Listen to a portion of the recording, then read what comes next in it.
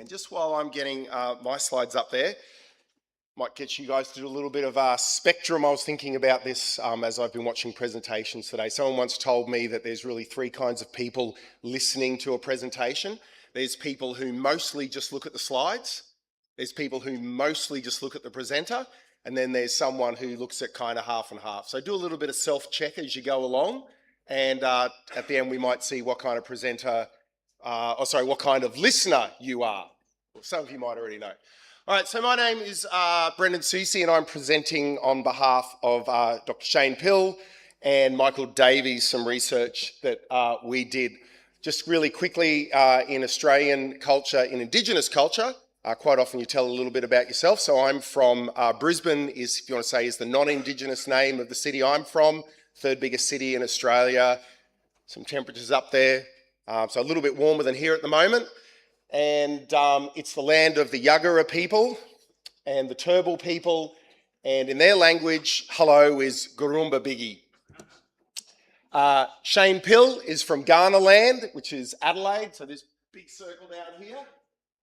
And Michael Davies is from Canberra or Ngunnawal land.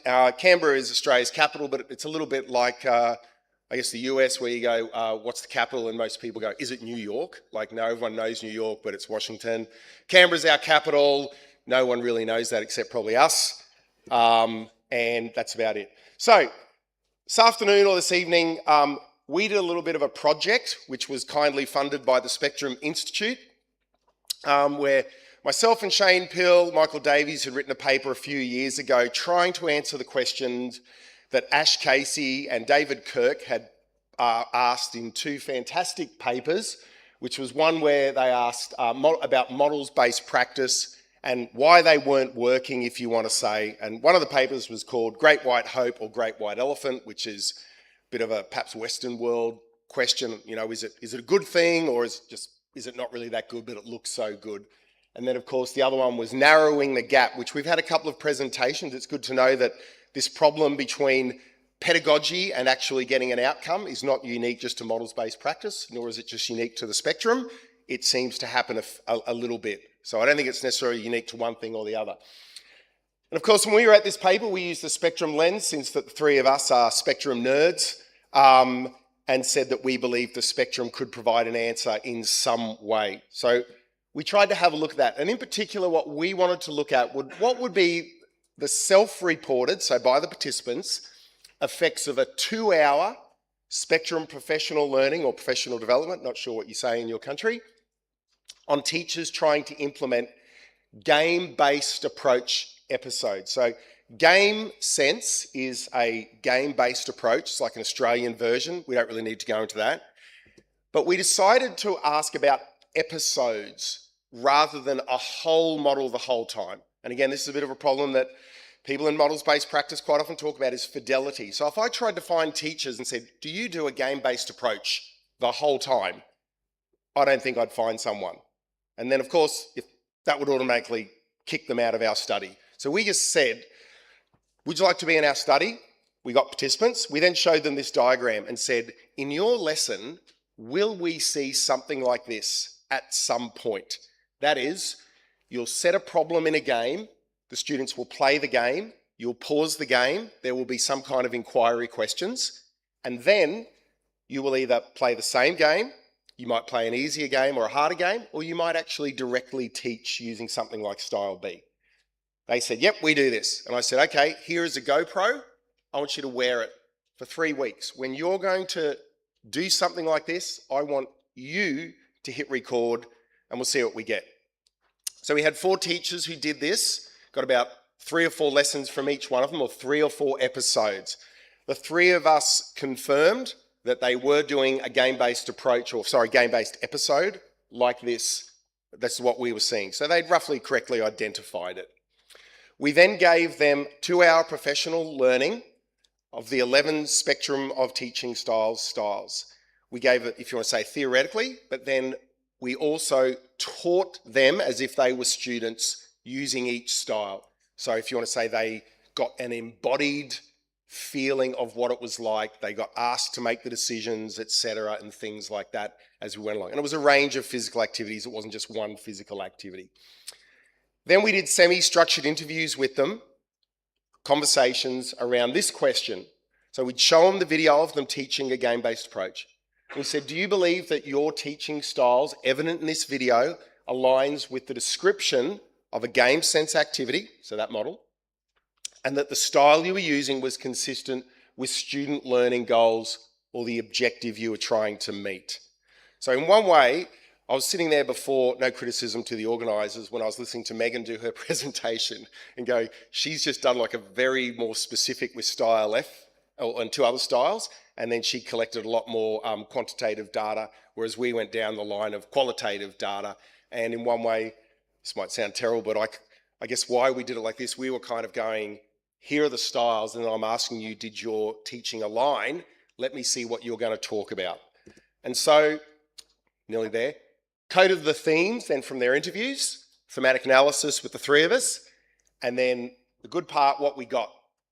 So first of all, we got 3 themes that seemed to emerge from these interviews. One, the teachers were talking about explicit feedback. I was actually quite surprised about that, but increasing independence, I wasn't necessarily surprised that this theme seemed to emerge, and setting a problem. Wasn't really probably surprised about that either.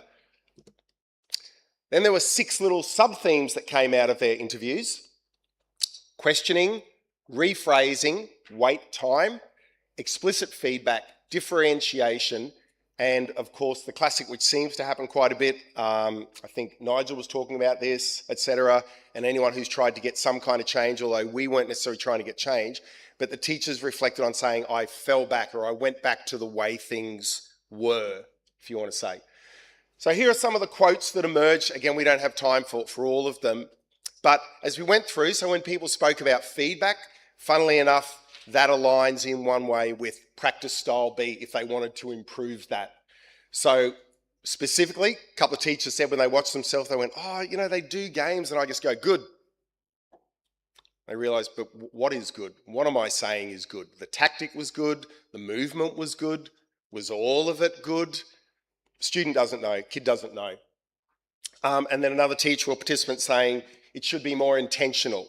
With regards to giving feedback or allowing other people to give feedback, and also that more freedom, if you want to say, or decisions being handed over, saying, well, why, when I'm watching a game happen or play, why don't I make up a task sheet or a criteria sheet and have the students who aren't on the court or on the pitch or whatever, why don't I have them giving feedback? And also teachers saying, I just want to move the students to be more independent rather than waiting for me to do something. A couple of participants speaking about, I'd like to let the students decide where they start with regards to the game. Is there an easier version of the game? Should I make an easier version of the game? And also they liked, of course, when we spoke about inclusion style presentation, that they thought, yep, this is something. So in this case, this teacher did directly mention saying, oh, I'd like to use inclusion style. Again, not surprisingly, since game-based approaches really hang their hat on saying, yep, we do guided discovery. That's another presentation. They do actually a lot of teaching styles. Guided discovery is just one that they may be doing. But they did pick out saying, yes, I need to get better at working on the questions. And they also highlighted that in a lot of cases, and Mostyn and Ashworth speak about this, the minute that you have 2 or more people in a guided discovery episode, only one of them is discovering it has cognitive liabilities. So they became aware of this, saying, oh, look, I'm doing guided discovery with 25 students. There's probably only one discovering at best if they're listening. So yeah, this isn't really happening. In terms of problem solving or setting more clear problems, the teachers became aware of saying, hey, sometimes I'm setting a problem, but I'm not necessarily asking them for one solution. I'm not necessarily asking them for 2 solutions. I'm kind of just saying I'll take whatever, and saying that, no, this wasn't good enough either. They felt that they should be more direct with their students and say, I would like you to come up with one solution to this problem, or I'd like you to come up with 2 or more solutions to this problem, which obviously this one here. So they realised that setting of a problem in a game-based approach is also highly relevant to the success of what you're doing. Otherwise, it can be a little bit like the students just feeling around in the dark. Like, how many solutions am I coming up with? Can I use solutions I already know the answer to? Etc. So, from this small little case study, we believe that the spectrum helps teachers implement game sense episodes, that little model we showed you. It shifts the focus to what the teaching style will be required to meet a cognitive outcome. So they start thinking more about this. Am I asking questions of one student? Am I setting a problem with one answer? Am I setting a problem where I'm asking for two? Will I wait longer to see if I get the answer? And the responses indicated that teachers view game sense approaches as episodes, which Pill and others have argued before is the case, not just guided discovery, and they started to see those things as well. And that is me, so thank you. Ooh, made it with 2 minutes. Next up, we have Wayne, just getting my running sheet here, talking about Scaffolded, the spectrum within sport education, enhancing quality and motivation of peer teaching through self-determination theory.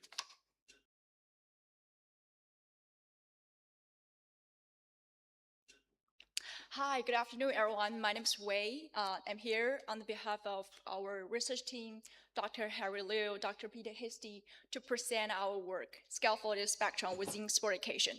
And I think Brandon and Megan provide the how to integrate spectrum into model-based practice, but from teacher perspective.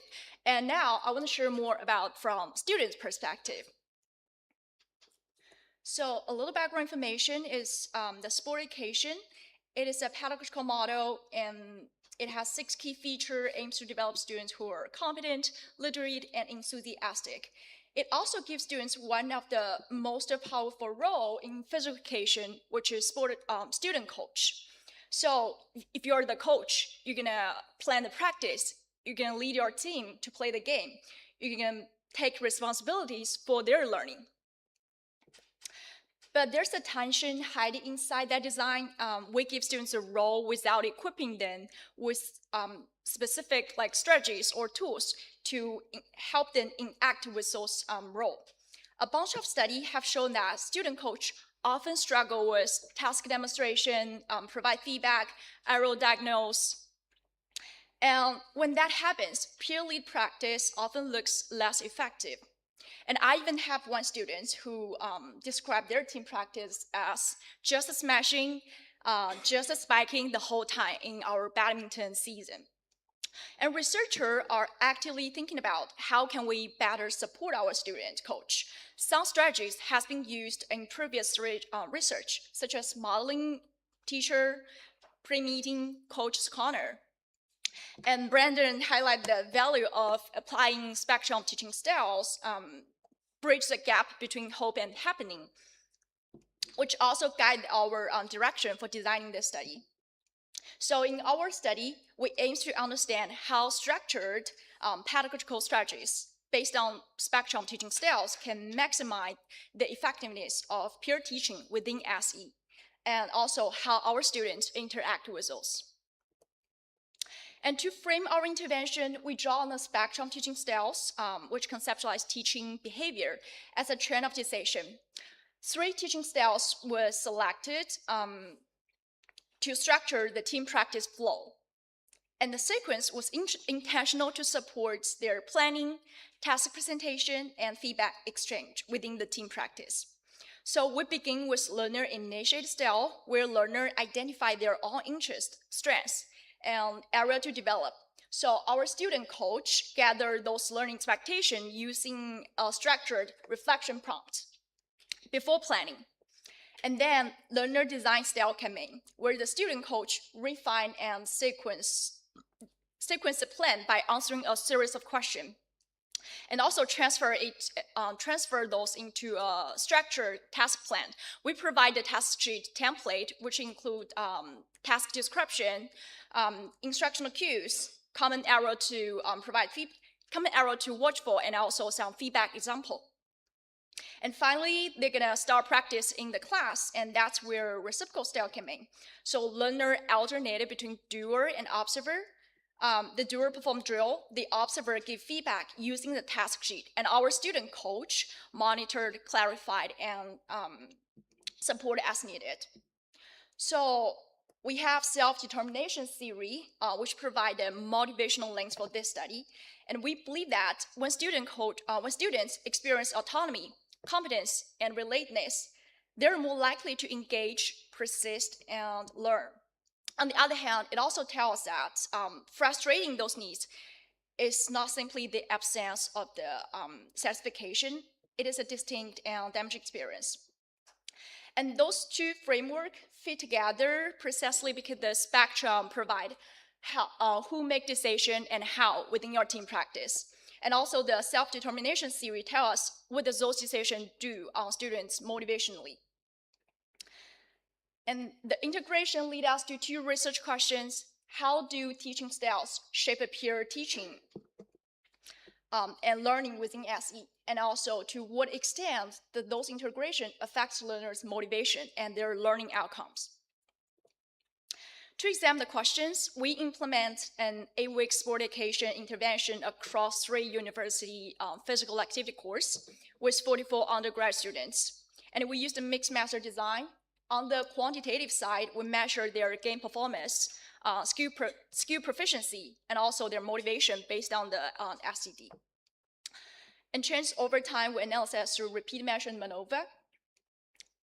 On the qualitative side, every student coach wore a GoPro camera during team practice, and that generates 89 pages of transcript, and then we analyze through deductive and inductive content analysis, guided by the spectrum framework and also the self-determination theory.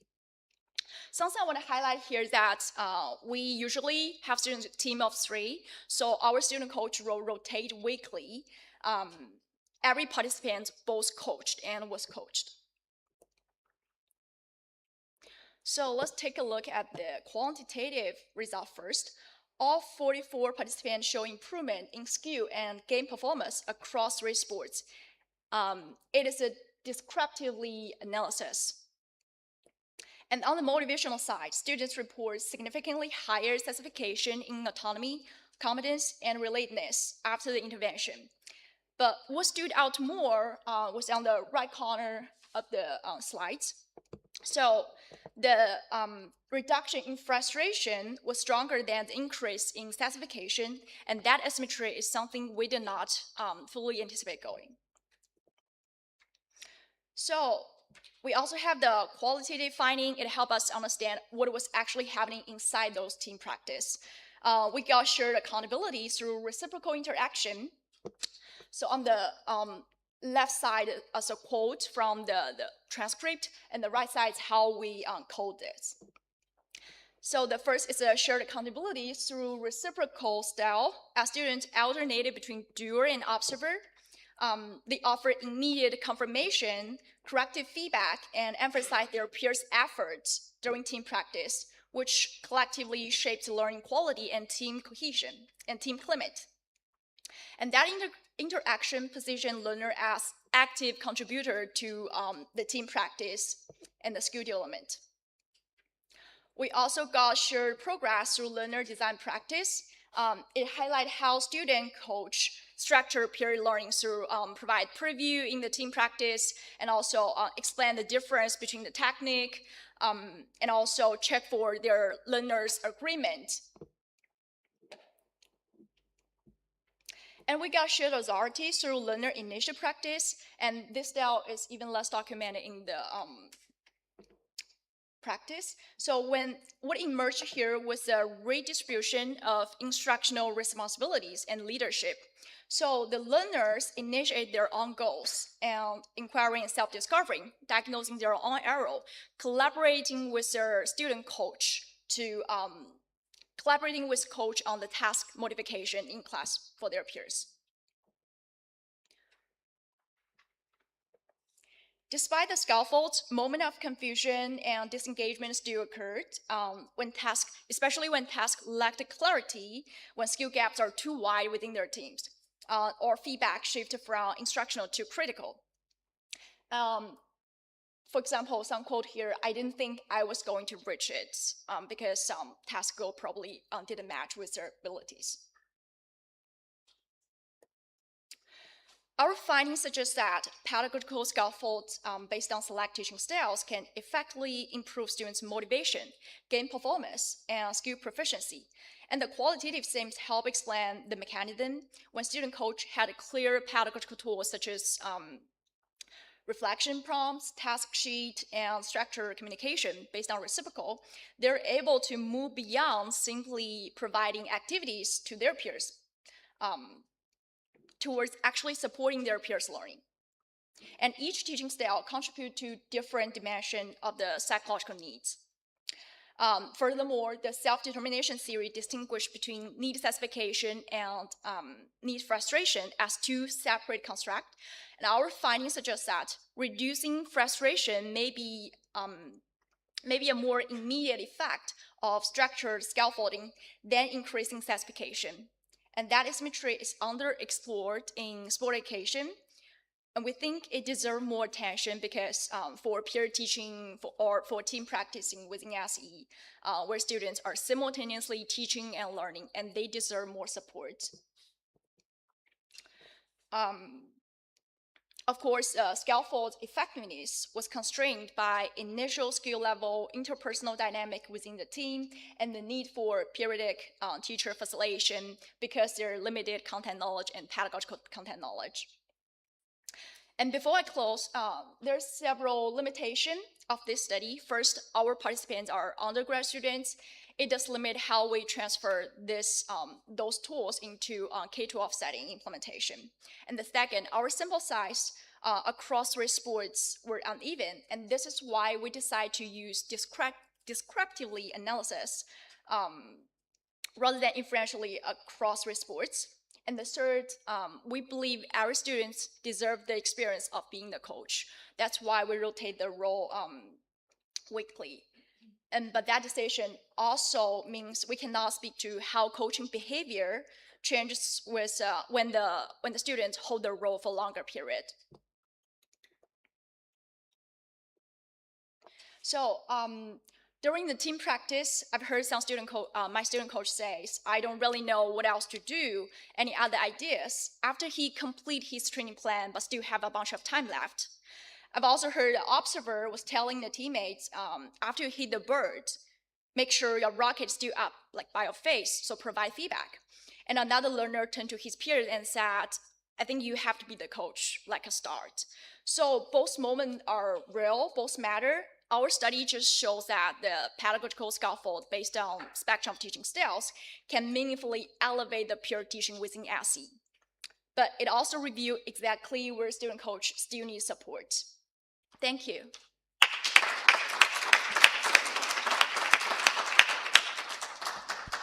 Thank you, Wei. Next up, we have Lance, who is applying the spectrum of teaching styles to health content.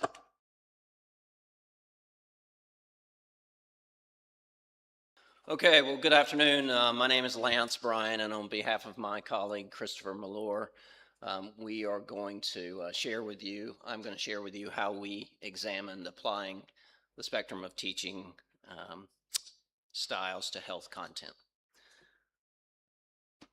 So the purpose of our study here was to examine the perceptions of 2 novice graduate assistants or graduate students teaching a health concepts course when using the spectrum of teaching styles.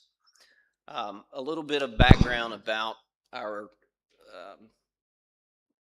situation was that the Teaching of Health Concepts class is a general education course on our university campus. So all the students on our campus, there are 18,000 students at Arkansas State, will at some point take this Concepts of Fitness course. But what's maybe not unique is it is very common practice, at least in the state of Arkansas and from other southern states and maybe in other states in the United States, that An undergraduate PEAT student will be licensed to teach kindergarten through 12th grade physical education as well as health education. We find at our university that given our introduction and our use of socialization of the spectrum with our students, that they are very competent in the physical education aspect. However, when they get to the point where they're ready to do their internship or their residency program, they are apprehensive about the health content. So what we were interested in finding out is, what if we had 2 licensed physical educators who were graduate assistants at our university who decided to stay on for graduate work versus become a licensed teacher in the field, who had been exposed to the spectrum, use the models within a content area, an academic content area on our college campus outside of physical education. So that's what this is all about. Oftentimes that class, I'll say, as you may know, this is a lecture classroom-based course. And as you might expect, it's large, lots of students, and so they come and sit and get usually. So we wanted to find out if we incorporated some other things, would that make a difference? So what we wanted to find out is how were they able to utilize the spectrum within this course? Which styles were most compatible according to them? From their perspective, how has using the spectrum of styles influenced their delivery of health content? And how has utilizing the spectrum of teaching styles influenced their secondary professional socialization? So as I mentioned, our setting was an undergraduate course on our campus. We had 2 students, so it's kind of limited. We realized that. One was male, one was female. Both were experienced in the styles, being a graduate of our undergraduate PEAT cohort. We collected data using 4 techniques. We first initially asked them questions on a cognitive pretest based on the spectrum, just to ensure that what we taught them over their past 4 years was what they still remembered. We also did 3 semi-structured interviews.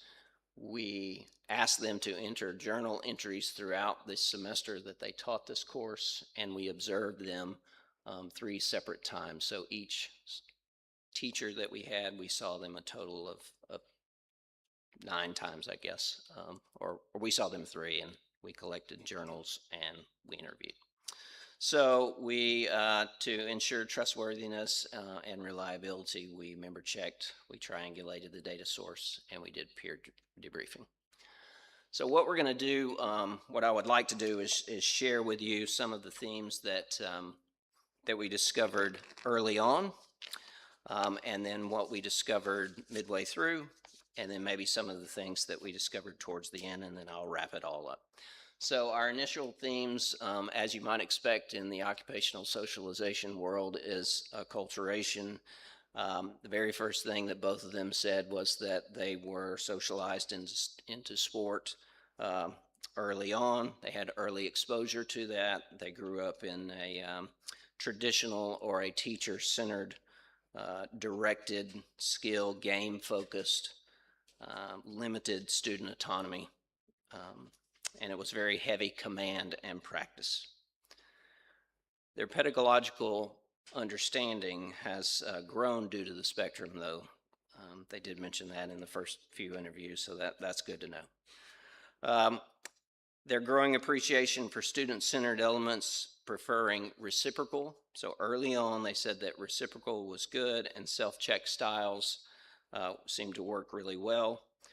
They cited things like partner work, check sheets, and feedback.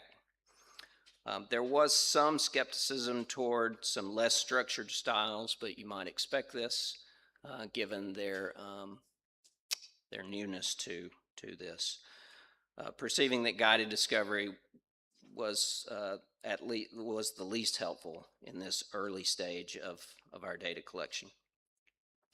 We feel like this is due to their structured sport environments and their preference for clarity and some control over the environment.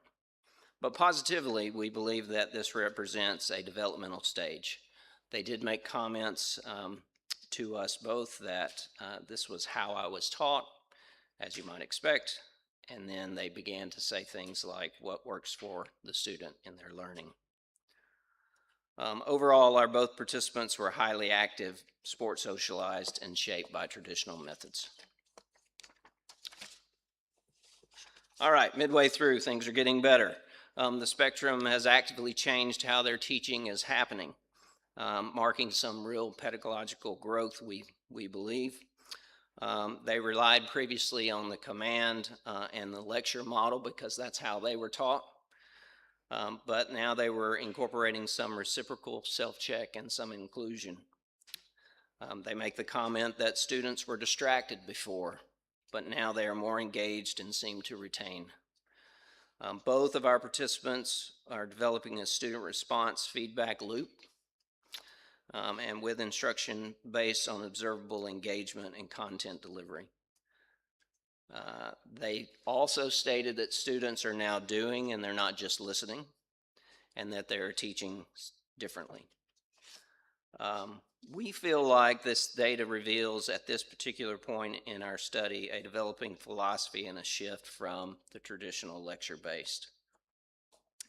They're beginning to emphasize some engagement, experiential learning, and peer interaction. So our final themes are from our third, towards the end of our semester. They began to internalize the spectrum much, much better. Styles are no longer forced, they become automatic. They've made the comments that initially I was deliberate in my effort to use this or that style, but now I intuitively use them without necessarily thinking about it. There was an emergence of the divergent style. One commented that now I'm more comfortable with open-ended learning activities. And the other one stated, I am able to give them a goal and allow them to determine how to achieve that. We believe, again, that this is proving or showing a developmental sequence. Early on, they were reciprocal and structured, and later on, they became divergent and more open to allowing the students to take a more active role. So across time, not just moment to moment, and the styles are used in a sequence, not isolation. So what does this all mean? What were our findings towards the end? How did we wrap them all up? We found that the 4 techniques in this study indicate that a progression of these participants' pedagogy is growing, culminating in an internalization and a flexible application of the spectrum. Now, the next bullet point, we think that initially that the emergence of this divergent teaching style as their preferred style is particularly noteworthy because it suggests a moving beyond comfort and with controlled teacher-directed environments to embrace more complex approaches that require critical thinking and problem solving. But I want to make a note that in our opening ceremony, Nicholas mentioned that we hope that you will walk away from here with a comment that, oh, I've never thought about it like that. And so Jong-sun Kim made a comment this morning in his presentation that the divergent style may be due to the fact that they're less confident. So we haven't thought of it like that. So maybe that's something that we will take back and reanalyze. All right, so I'm getting close here. Mainly, I'll sum it up. You can read the rest, but I'll sum it up that we for some time we've believed that the use of the spectrum of teaching styles, and we know that there is current work out there and previous work that has been accomplished, but we felt like and still continue to hold the belief that the use of these styles can be used in other academic areas outside of the gymnasium and the physical education classroom, and health is in our bailiwick, so we kind of feel like that was a good place to start. Thank you. Thank you very much, Alance, for that presentation. It's probably one of the first ones where we've taken the spectrum outside of physical education, so it's always been, I think, a big dream of Sarah Ashworth to see it somewhere else rather than just phys ed. Not that there's anything wrong with phys ed. Next up, we have Lou, who will be talking about Innovating Martial Arts Pedagogy, a Gradual Empowerment Approach.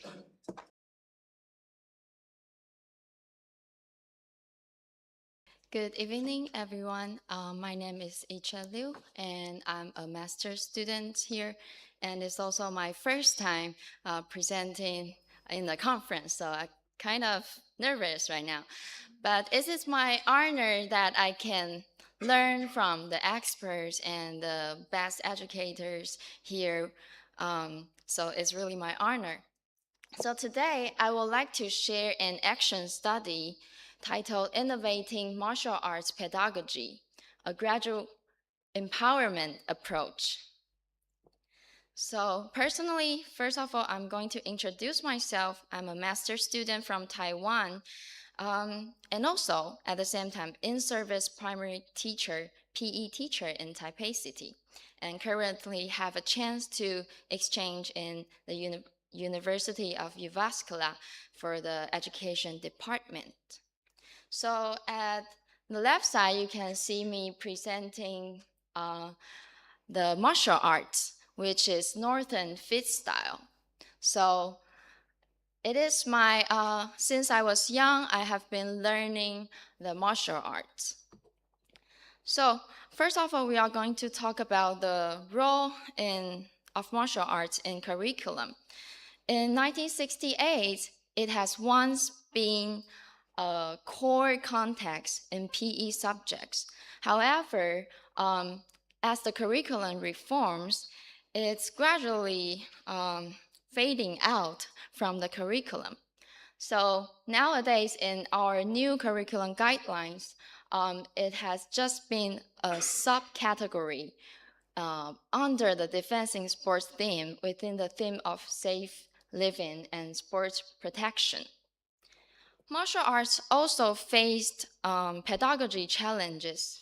The martial arts we are talking here is mainly the Chinese martial arts. We can separate into two parts. The first is Tao Lu, which is routine performance. What you experience today in the early morning, Tai Chi, is one of it. And the second style is combat style, which is called San Da. And martial arts is considered hard to teach. And also, the rigid formats lower the student engagement. There were three patterns in schools. First, most PE classes no longer teach martial arts. And the second, the instruction, even they do teach in the school, it only focuses on the performance forms. And the third, the combat application is avoided in even the after-school clubs. So the survival and continuity of martial arts within the school curriculum has become increasingly precarious.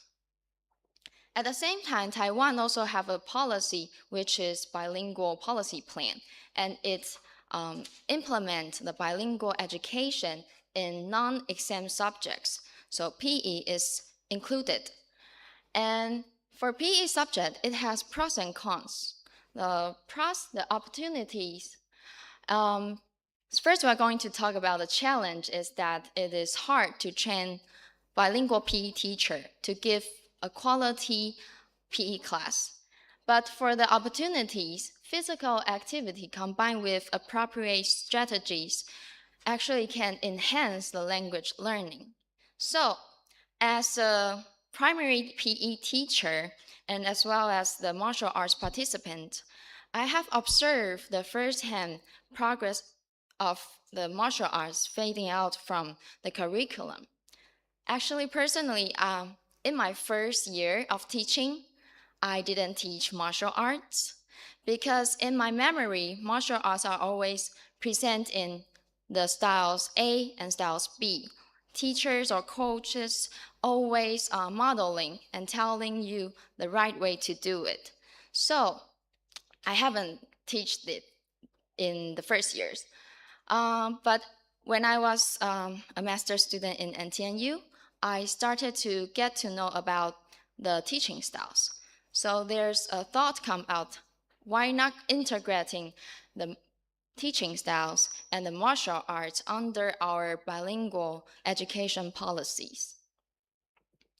So my research is an action research take place in a public primary school in Taipei, and me, teacher, as a researcher. And our kids are grade 1 across 3 classes, and they don't really have the experience in Chinese martial arts, but some of them has related experience in karate and taekwondo. So my implementation of the program is 3 weeks, 6 lessons of martial arts, which specifically about sanda, basic movement is the combat one, and include the punching, kicking, and dodging. And it was structured in 3 stages. The first stage is it's more teacher-centered. The self-directed practice include style A and style B. So students imitate and they receive the feedbacks from teachers. And moving toward to the second stage, they started to do some interactive peer learning from the style C and style D. So in this stage, they play a role of coach and player. So their peer will give them comments and give them feedbacks, and then they will have a self-check of the lesson. And in the third stage, it's cooperative group creation. The group need to come up with a combo of the movements and then do a performance in the class. So in this stage, I try to make it more production group, but it haven't reached there yet, but it's a conclusion of this course. So the data come from the self-peer assessment sheets and the reflection sheets, the classroom video recording, and teacher research diary, and using the thematic analysis and constant comparison. So our findings separate into 3 themes. The first is the progressive empowerment. What was observed is that students transit from a passive to active learners. So students who initially wait for teacher comments have begun to spontaneously coaching peers and adjusting the pad height, correcting the stance, and calling English cues unprompted. So you can see the picture in the classroom recording that style A, teachers are actually standing in front of them in the center of the classroom. But gradually, the interaction comes up and they started to learn from their peers and themselves and in the group. So the second finding is the peer feedback became spontaneous, not scripted. So the feedback from the peers, they have been personalized and specific comments. So rather, above the criteria I gave them in the worksheets, they actually develop other observation of the movements, and they started to coach and to demonstrate it to their partners. And the third finding is in the group, the conclusion of the course, that groups negotiate the movement. sequence without teacher, and they debate about order, the tempo, and the movement they want to do. And I remember one moment that when I was observing around, I saw one of the group, they write they are going to kick 5 times in a row. And I asked them, are you sure about that? And they confidently tell me, yes, we are going to do that. And you have to know that except the kicking, they also need to do other movements. So in this place, students started to taking back their ownership through the progress. And the second theme is bilingual learning through physical practice. So the structure of teaching style using in this course support the 4 dimensions of the Khalil framework. The first is content. So within the framework of language and the teaching styles, they gradually empower them to demonstrate a high degree of accuracy in their motor skill in their group performance. And also, for the beneficial parts of the style C and style D, they develop the 4 language skills, including listening, listen to the comment their peers gave, and the speaking, giving comments, and reading the criteria in English on the worksheet, and also writing in their group whiteboard. So you can see that the right picture is the drawing from students, and the teacher didn't ask them to just draw their initial experience of the class, and they actually integrated the content and the language at the same time. So for cognition, students are able to provide personalized movement feedback to their peers based on the situation and the collaboration on performance within their groups. And for culture, one of the feedback sheet, it says that it is for protecting, not for hurting. So this come up with the martial arts, the sports value in martial arts. And the third theme is the student learning and reflection. Most of the students, they enjoy the martial art classes, and their feedback also reflects their enthusiasm for it. And the second is the course also foster a positive and collaborative learning environment. You can see that they started to appreciating the strengths of peers, and you can also tell about the interaction they have with peers in the classroom, and also they experience through the positive feedback. So in the right picture, you can see someone say, good job, but we cannot tell that is teacher or peer. So my conclusion is that through this teaching styles structures is actually support both language and the content learning. So this is my reference.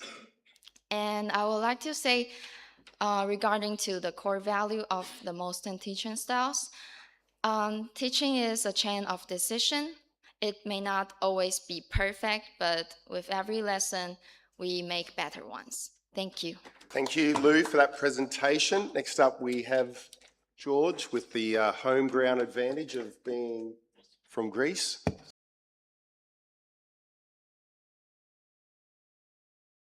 Hello, welcome colleagues.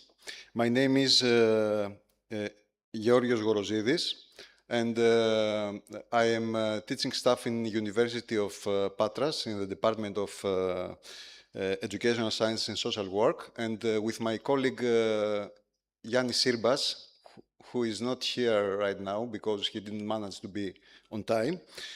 We conducted a small literature research to see how the concept of physical literacy can connect with the spectrum of teaching styles.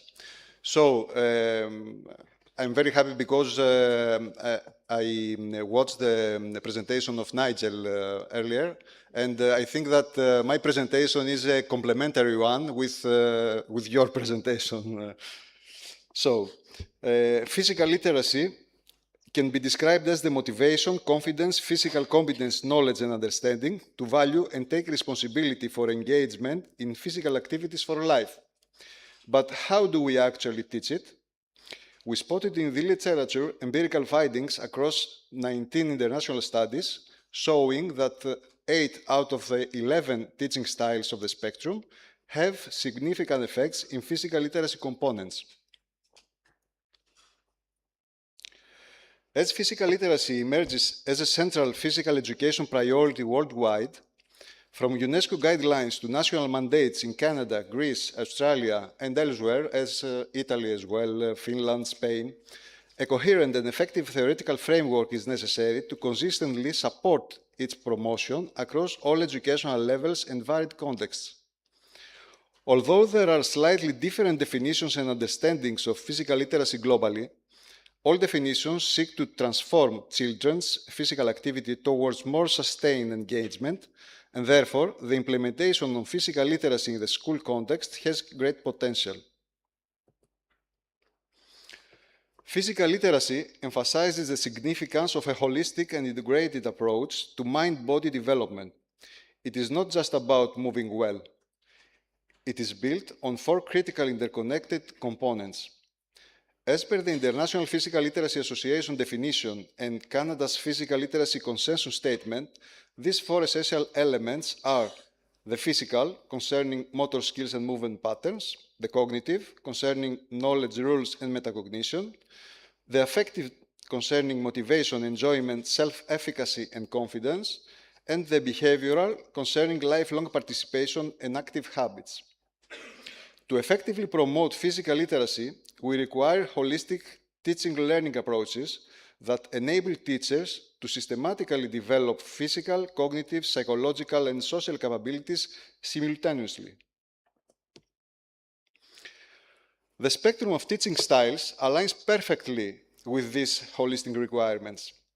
Grounded in self-determination theory, recent evidence shows that Moston's and Answorth's framework shifts the dial from complete teacher control in Cluster 1 to full learner autonomy in Cluster 4. The main purpose of this study is to explain with empirical evidence why this specific framework is an effective vehicle for developing all 4 components of physical literacy. Here you see a most recent taxonomy, not the productive-reproductive clusters, but clustering based on self-determination theory that Mr. Papaioannou earlier presented as well. Let's get started with the physical domain, motor skill development. This domain encompasses motor skills, fundamental movement skills, and physical competence.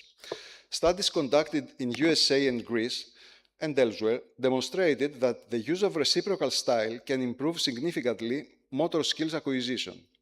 Whether looking at skills as dribbling, passing, shooting, juggling, or dancing, and sports as tennis, soccer, basketball, or hockey, direct and student evaluation styles consistently elevate fundamental physical competence, and several studies report significant improvements in motor skill retention as well.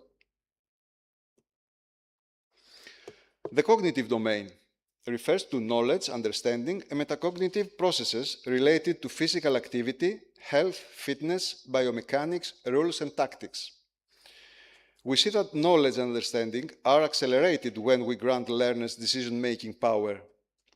Reciprocal, self-check, inclusion, and guided discovery styles are repeatedly found to enhance students' metacognitive processes, forcing them to shift from passive listeners to active, self-monitoring thinkers. Moreover, the combination of student-activated teaching styles, including student assessment with discovery styles, demonstrated significant effects on metacognitive processes used by students. The affective domain covers motivation, confidence, enjoyment, and self-efficacy, namely the emotional and psychological dispositions that drive individuals towards physical activity. Motivation requires autonomy.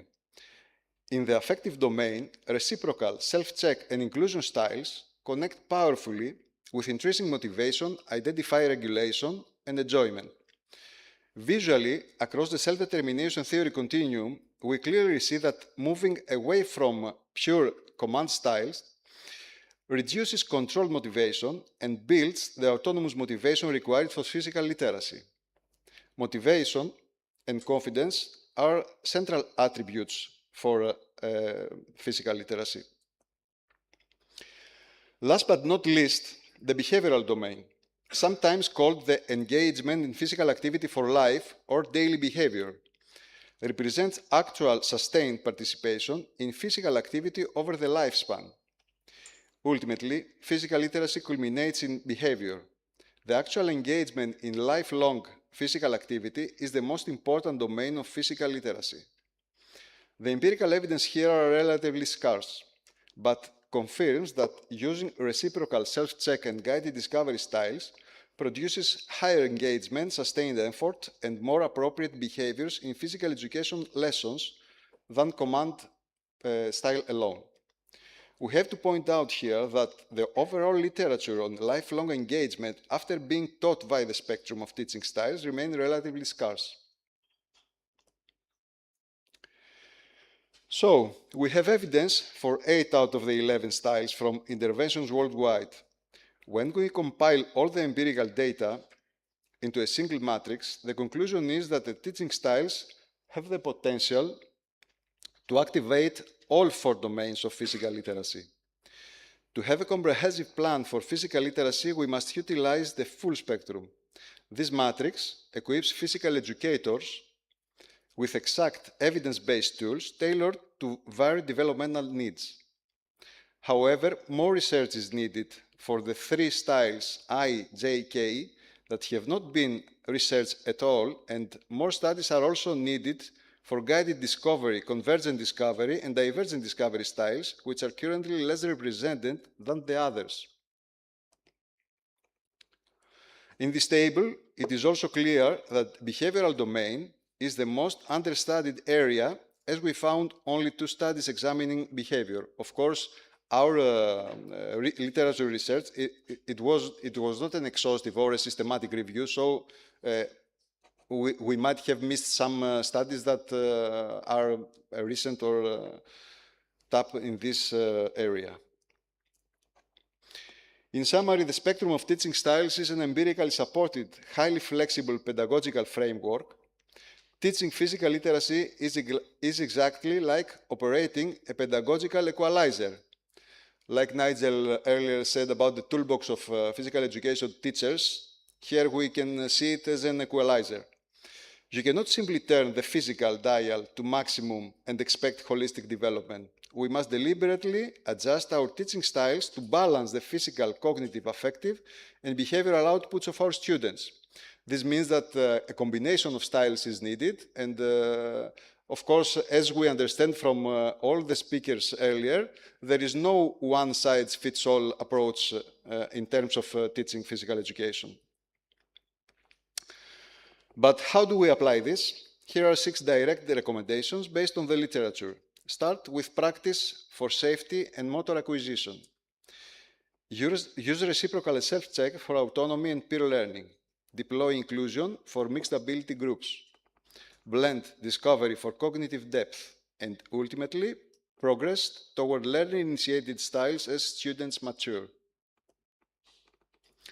To our knowledge, several teaching styles from the spectrum have never been studied with an explicit focus on physical literacy core elements. For example, discovery styles, F, G, H, has limited evidence, especially in relation to physical literacy domains. Student-initiated styles, I, J, and K, are virtually unstudied, and not only in the context of physical literacy. But cluster 4 styles represent peak learner autonomy and likely hold the greatest potential for long-term behavioral engagement, yet we currently lack empirical evidence to prove it.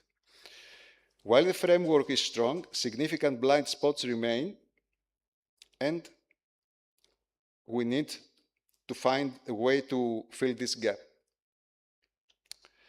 These are our reference.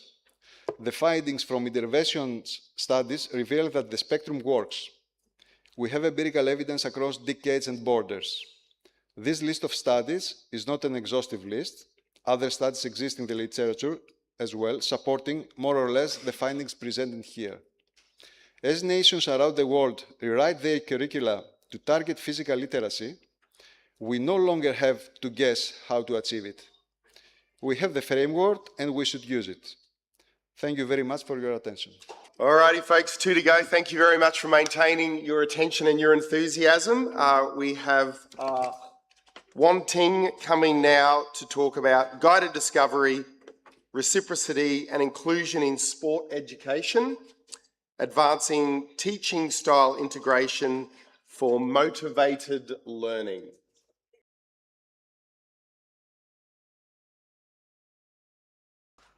Hi, good afternoon, everyone. My name is Wanting from University of North Dakota, and today I will be presenting our study on guided discovery, reciprocal, and inclusion in sport education, advancing teaching style integration for motivated learning. So this project is aimed to discover how combining these teaching styles within the sport education framework will influence the student learning outcome and physical outcome in a university PE class setting. So first, I will briefly introduce the sport education model. So sport education is designed to provide a more authentic and a meaningful sport experience compared to the traditional instruction. As shown in the picture, the sport education has 6 features: seasons, culminating event, festivity, affiliation, formal competition, and keeping record. So it is typically organized into seasons where students will stay in a stable team for the whole season, and they can design their team name, team color, team mascot, etc., and also take on different roles. For example, we have student coach, cheerleader, equipment and manager, etc. So the model emphasizes student-centered learning, while students are actively involved in practice, decision-making, and the responsibility with their teams. Student coach help to lead the practice and support peer learning through the season. It also incorporates the authentic competition in a game-like context, including regular game, team points, and the ranking to create a more realistic sport experience. Overall, the goal is to develop a more competent, literate, and enthusiastic sport participant. However, previous research suggests that the outcome in the sport education can vary depending on how student coaches deliver their instruction, which leads to the focus of our study.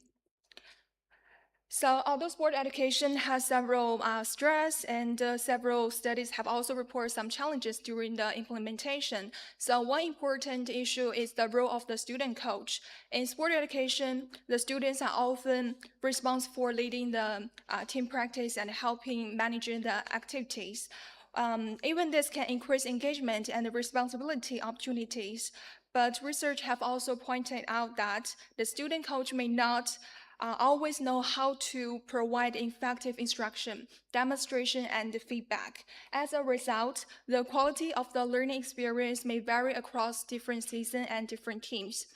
So overall, these findings suggest that the effectiveness of the sport education may vary depending on how instruction is delivered. So this raises an important question: how can we better structure instruction within the sport education model? Based on these rationales, we thought teaching styles might help provide more structure during the team practice. So in our study, the teaching styles were used to guide how student coaches organize activities, give feedback, and interact with teammates during the practice. Rather than letting each team practice in completely different ways, the teaching style provided a clear structure for how learning activities were designed and implemented. By providing this structure, the teaching styles may enhance the consistency and overall qualities of the instruction. So, importantly, this may help to address the instructional variability that has been observed in sport education model.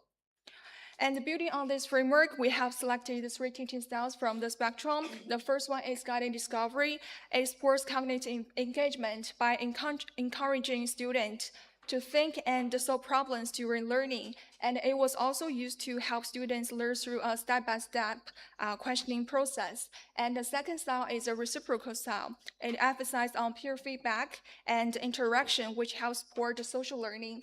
And the last style is the inclusion. So it focuses on differentiated participation, allows students of different ability to engage meaningfully. So based on the rationale, the purpose of the study was to examine how integrating guided discovery, reciprocal, and inclusion teaching style with an SE model influences students' motivation, content knowledge, skill performance, and physical activity engagement. So far, this study has involved 18 undergraduate students enrolled in university volleyball PE class, and we used an 8-week pre-test and post-test design with 3 15-minute sessions per week. And in terms of the instruction format, each session included three main components. So the first one is the teacher-led demonstration were used to introduce like key skills. And the second one, the student coach.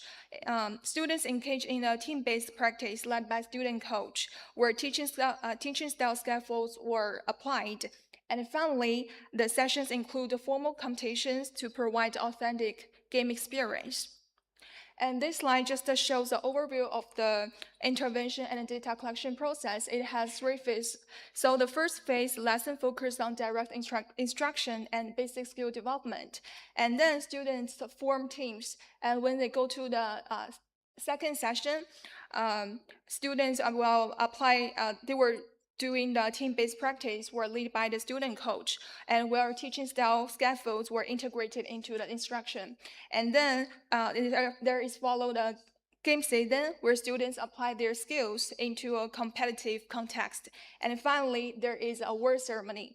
And for the assessment, the motivation, content knowledge, skill performance were assessed before and after the intervention, and the physical activity were monitored during the intervention. If we take a closer look at the team practice plays, so this slide just illustrates how teaching style were integrated into the intervention. So students were organized into stable teams with rotating student coach like weekly, and this allowed each student to take the role and take the leadership responsibility during the intervention.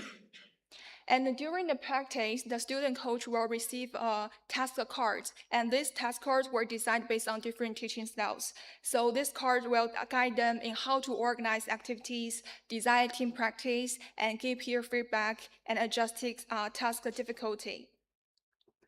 So for example, when we're doing the reciprocal teaching style, the students will work in pairs. So where one performing the task and the other will give the feedback using the task sheet. And after they practice, they will have a checklist and they will check. So today, what kind of skill did I practice? And as a doer, how many criteria did I meet for each skill? And as an observer, how many feedback did I give to the teammates? And for the inclusion style, when the student coach designed the different tasks, for example, when they want to practice the passing, they will decide the task like pass the ball to another person and another person toss the ball back. And they can set different difficult level. For example, adjust the distance between the 2 people or set the different accurate rate. And for the guided discovery, the students, we will give them a challenge task, and the challenge task will have a sequence questionnaire, step-by-step question, will guide them to explore the movement solution through the guided question. And we have assessed 4 main outcomes in this study. So first, the motivation was measured using the sport motivation scale 2, which assessed different types of motivational regulation in physical education. And second, content knowledge was evaluated through sports certificate test focused on rules, strategies, and key concepts. And it includes the passing test and the setting test. And third, the skill performance was assessed using a game-like volleyball skill test. And finally, physical activity was monitored during the intervention using the heart rate monitor. So for the results, we have included 18 undergraduate students with equal gender distribution and an average age of approximately 20 years. And for the content knowledge, we observed a significant increase from the pre to post-intervention. And for the motivation, we did not observe significant changes in the overall motivation scores, but we do see some changes in the specific sub-skills. And for the skill performance, we show clear improvements both in the setting and passing from pre and post. For the physical activity, this figure just shows the physical activity engagement across the different lesson segments. So both the participant of the moderate to vigorous physical activity and also the MVPA time are clearly higher in the team practice and formal competition compared to the traditional instruction. So for example, the time of the MVPA increases about 7 minutes to the 22 minutes. And for the heart rate, the average heart rate is higher in the team practice and the competition. And we also see a shift toward higher intensity zones, especially in the zone 2. So all in all, integrating spectrum teaching styles within the sport education model will improve both the learning outcomes and physical activity engagement. And its approach provides a practical way to structure more student-centered PE lessons. And it also highlights the value of combining instructional model and the teaching styles to create more effective and inclusive learning environment. And also, thank you for listening. Thank you very much, Wan Ting, for that presentation. Well done, ladies and gentlemen. You've made it to lucky last. Yeah. I'm glad you're still awake, but I will probably ask you to lift your energy one more time and give a big, warm welcome to Joanna.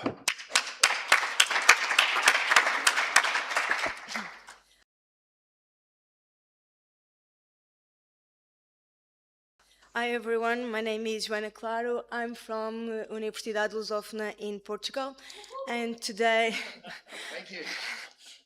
and today I'm glad to present our study, Teaching Styles in High Intensity Interval Training, IT, and their influence on exercise adherence. We want to look beyond the physical results and understand how the way we teach affects the participants' decision to stay or leave the gym.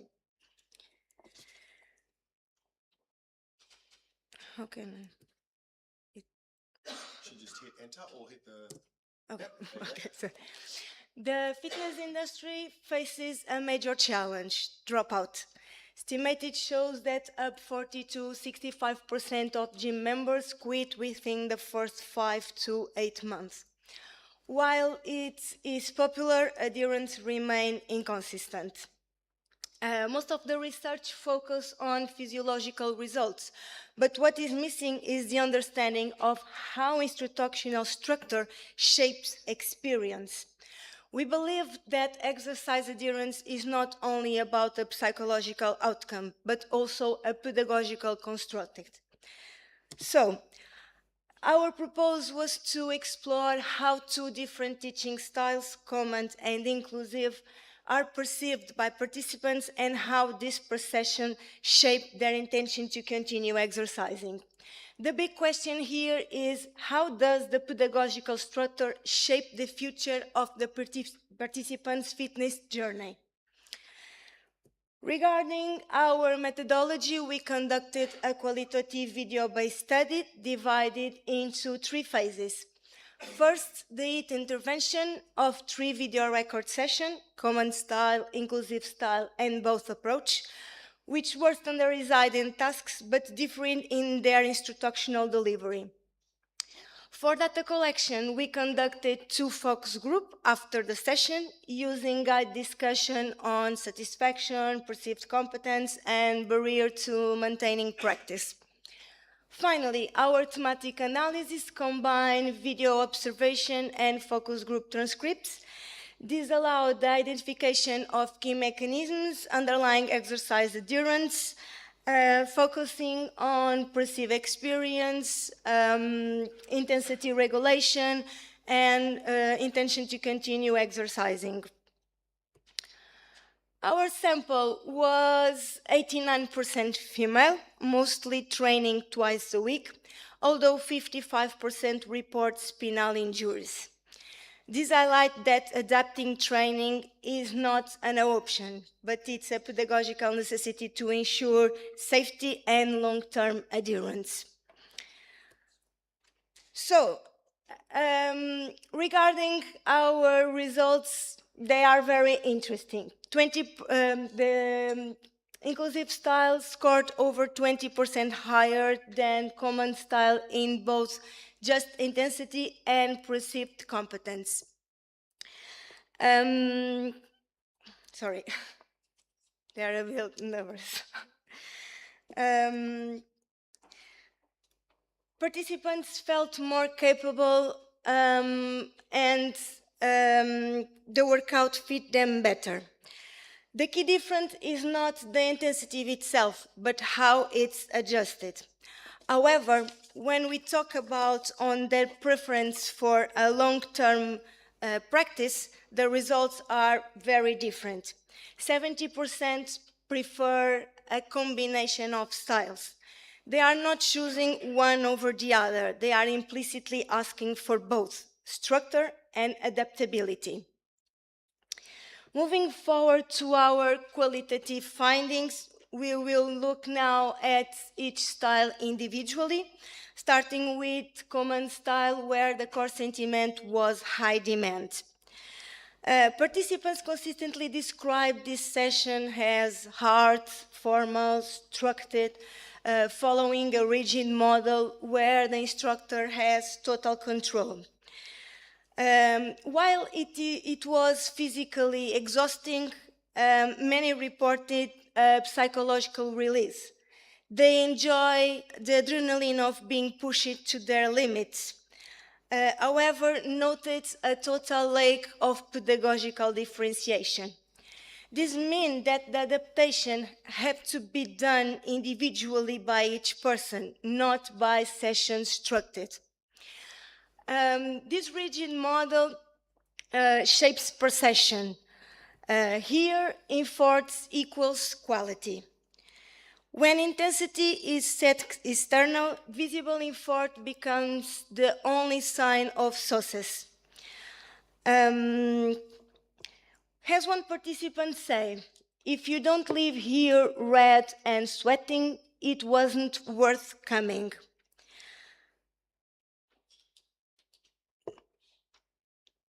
The common style satisfies a necessity, the cultural belief that it must be struggled to be effective, where the sweat and redness are the primary marks used to validate the session. But what happens when we shift that control to the participants? Let's look at the inclusive style. In contrast, the inclusive style was characterized by structure autonomy. The most theme here was the decision over intensity, where participants appreciating having options to align effort to their perceived competence.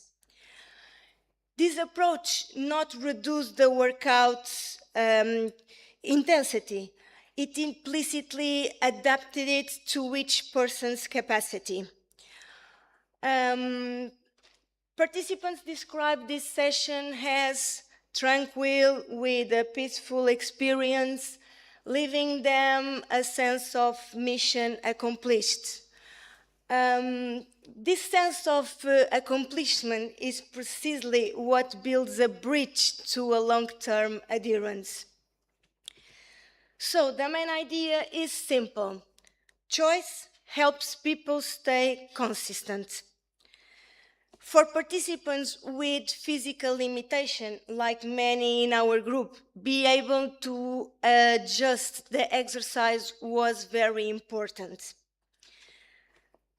One participant said, this change to shoes is more favorable for staying. Adherence is about adapting, not make it easier. And despite different experience, there is one common pedagogical foundation: clarity. Moving forward to pedagogical foundation of the directive styles, our result shows two key elements: clear organization and no doubts about execution.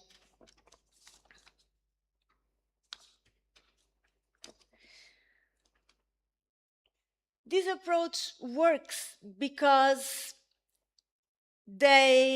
it provides more structure and reduce mental effort.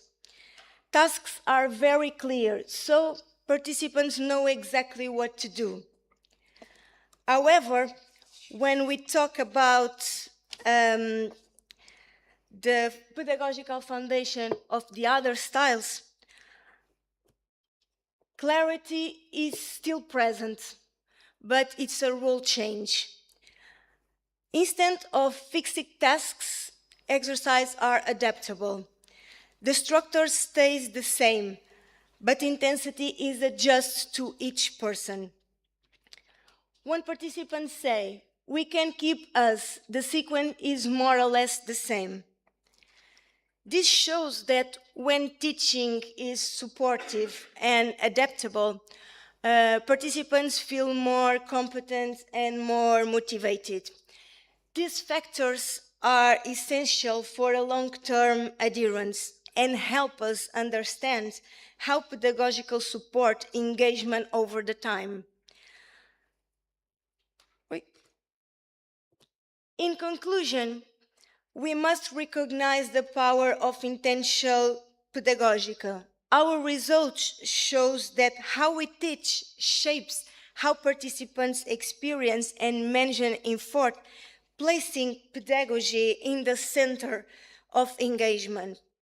Adherence is not defined by intensity alone, but by the balance between clear structure and individual autonomy. This means instructor training should include not only physiological, but also autonomy supportive.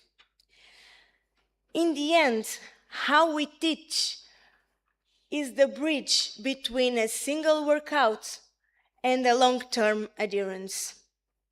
Thank you.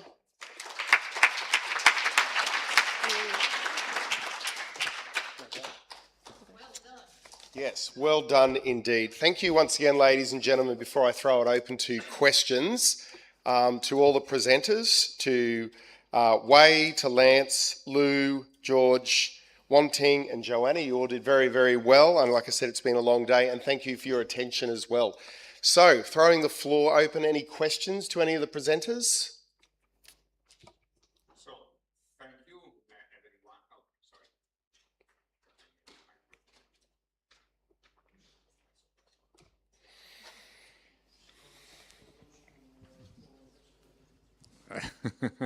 Oh yes, there are also the people on YouTube, you're right.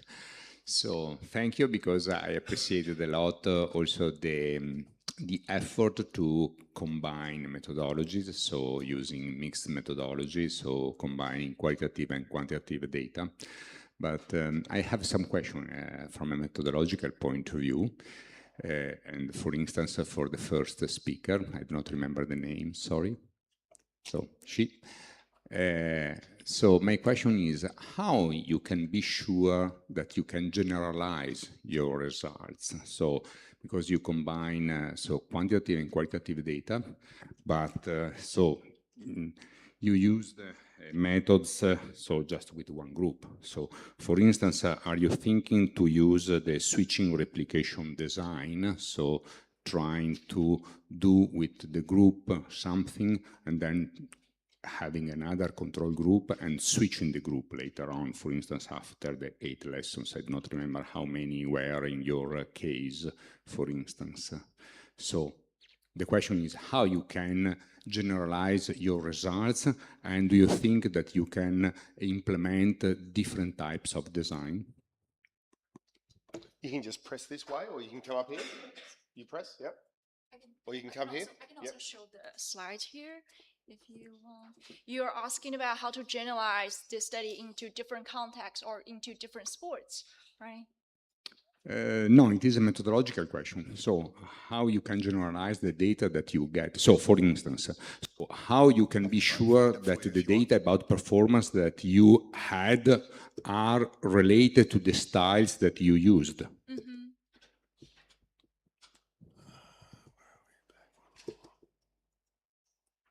You? Yep. How do I rate the style I use in this study? Oops. Okay, thank you.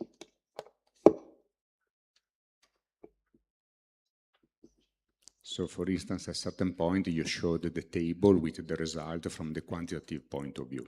Quantitative data. Yeah. If you go there. So for instance, Here? so the one before. Quantity here. Yeah, that one. So how you can be sure that these results are related to your intervention? Oh yeah. Okay, now I understand. Thank you. Thank you for your attention and patience to asking the questions.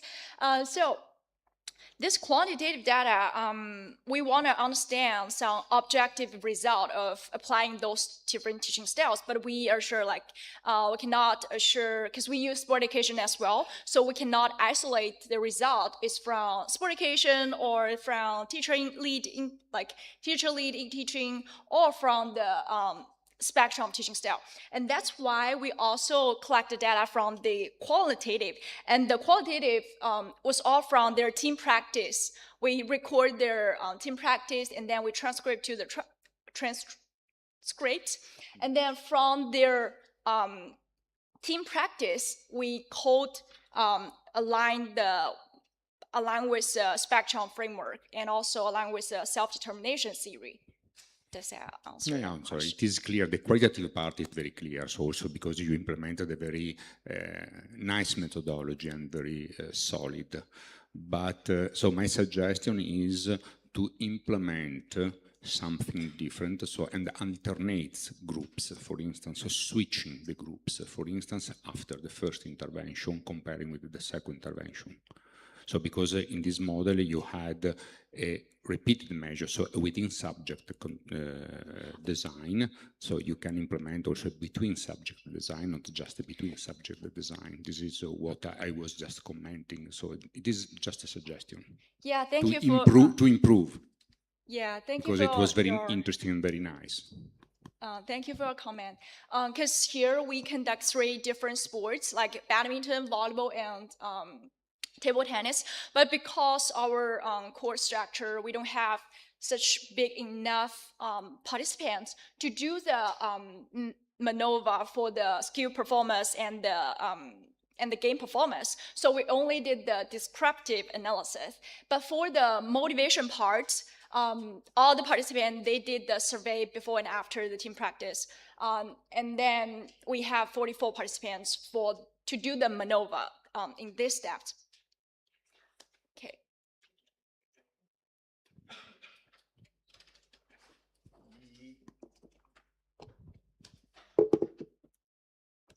Still for me, not for me. Is for more general question. So I think it's a great opportunity to asking about like multiple teaching style, about combination of teaching style. As Dr.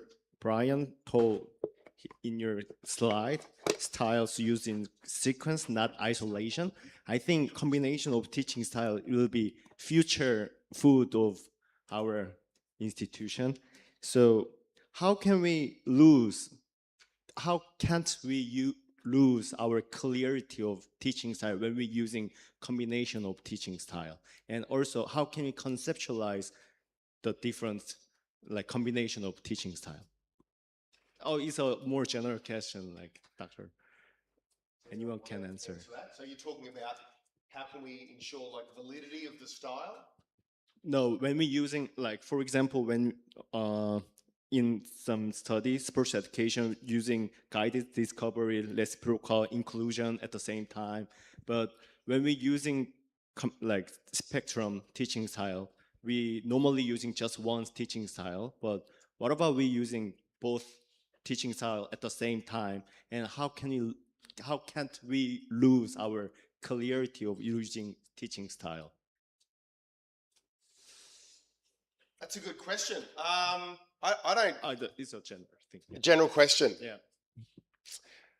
I know, like in research that I'd done when I found teachers using two teaching styles in a 10-second observation, I would code the teaching style which was most along the production cluster, but that's not them necessarily combining. And of course, as I can't remember this morning, someone spoke about, of course, the 11 landmark styles, and we've had people like Mitch Hewitt in Australia, I think was one of the first people to recognise that the concept of canopies.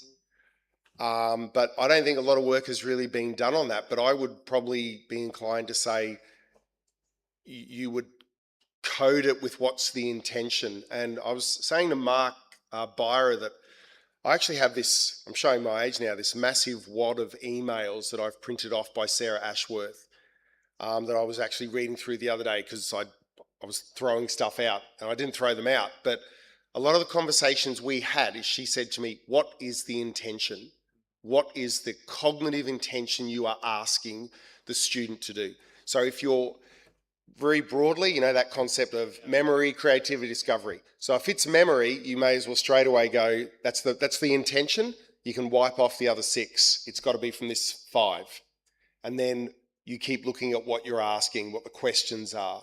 And then I would say that is the style that is being done. But you are right. This is, again, not something unique to the spectrum. Ash Casey has spoken about this, and Peter Hastie, I believe, in models-based practice, like going, is what teachers are, what we're looking at, is it valid?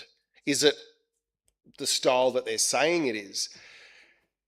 But Shane Pill and myself have actually said this is where it gets challenging, because you stand there as a teacher going, here I am either doing the model or I'm helping the student. And if you sit there and you can see the student, what the pedagogy you're using is not helping the student, your two choices are, do I help the student or do I say, sorry, mate, I'm going to do the model? But if you do the model, you've failed the student.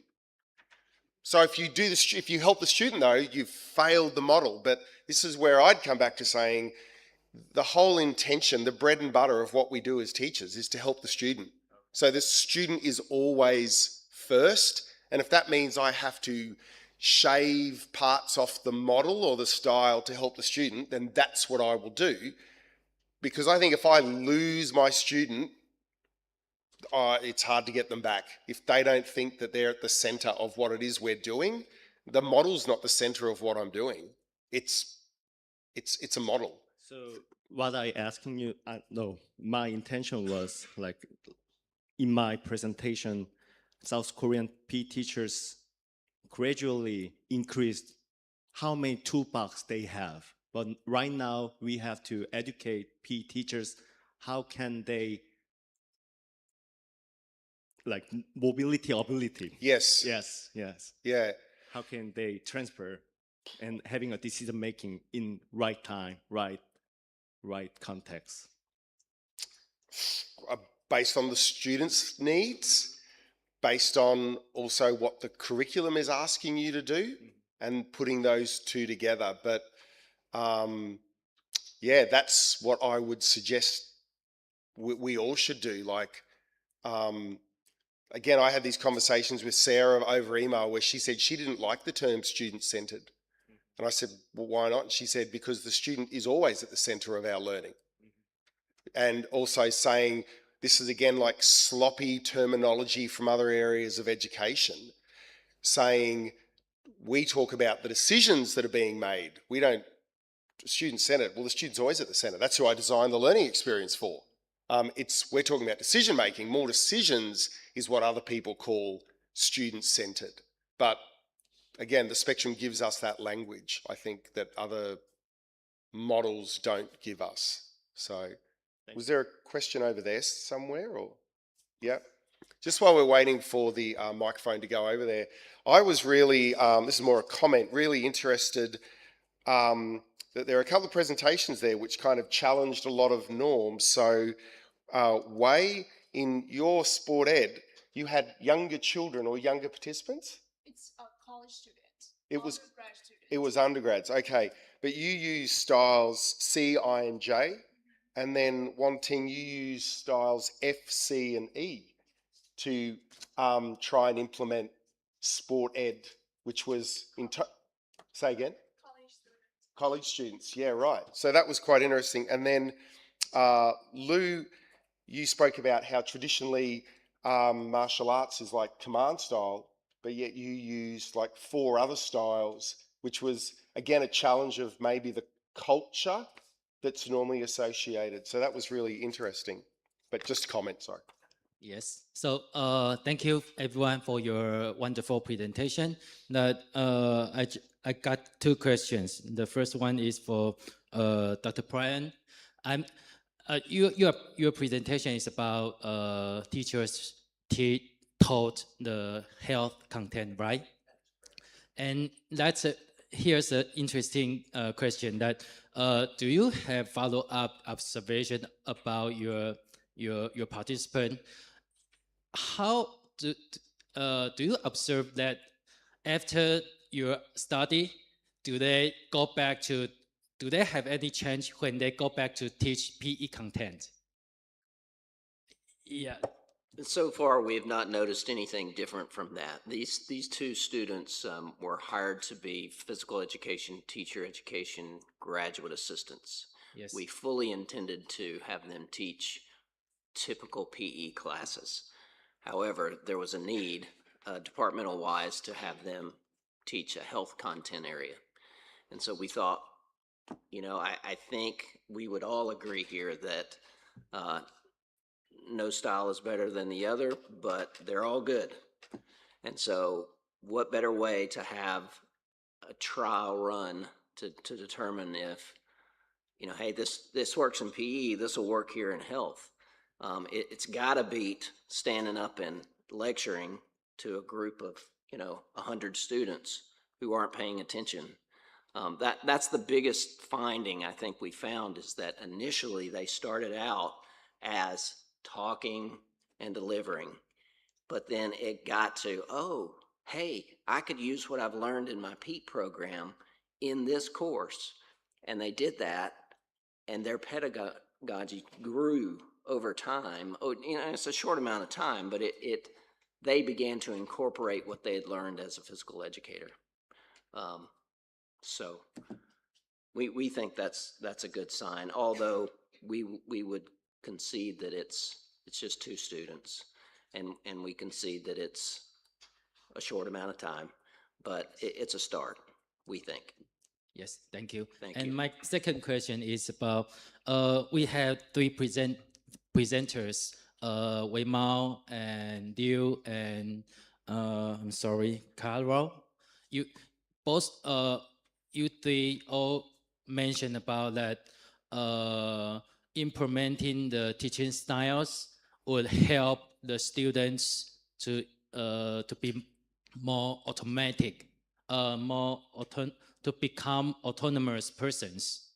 And can you have describe more why you believe that implementing teaching styles, no matter what kind of teaching styles, make your students change? Thank you very much.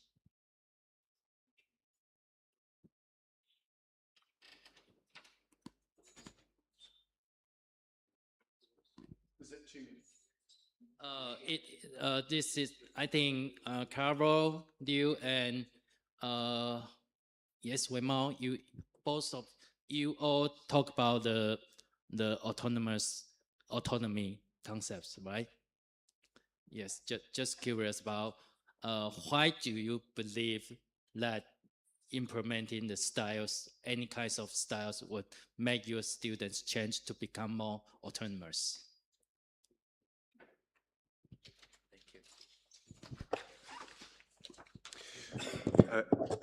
Because past studies shows that through the use of these styles, autonomous motivation is impacted positively, and students and college students become more intrinsically motivated and they enjoy the classes more, and they are more engaged.